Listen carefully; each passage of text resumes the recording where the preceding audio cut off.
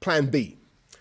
We do not see the need now to proceed, for instance, with mandatory certification, but will continue to work with the many businesses that are getting ready such a scheme. Indeed, over 200 events have already used COVID certification voluntarily.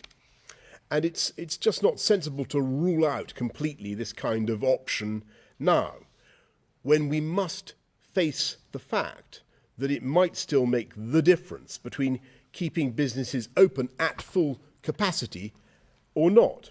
We will also keep open the option of mandating face coverings as they have elsewhere, or advising people again to work from home, reflecting the fact that when you've got a large proportion of the country, as we have now, with immunity, then smaller changes can make a bigger difference and give us the confidence that we don't need to go back to the lockdowns of the past. And of course, we'll continue to update our advice to you based on the latest data.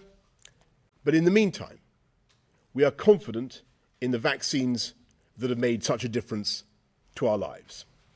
And we're now intensifying that effort, offering jabs to 12 to 15-year-olds on the advice of the chief medical officers who've given that advice based on the health, well-being and educational prospects of the children themselves.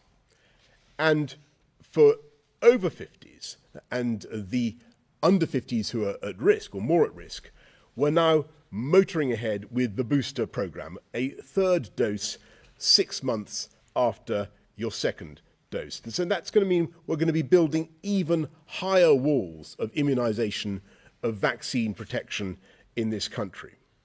And the UK government has procured at scale jabs for every part of the UK, and we'll be sending doses to the devolved administrations in Scotland, Wales and Northern Ireland. COVID is still out there. The disease, sadly, still remains a risk. But I'm confident that we can keep going with our plan to turn jabs into jobs, and protect the gains that we've made together.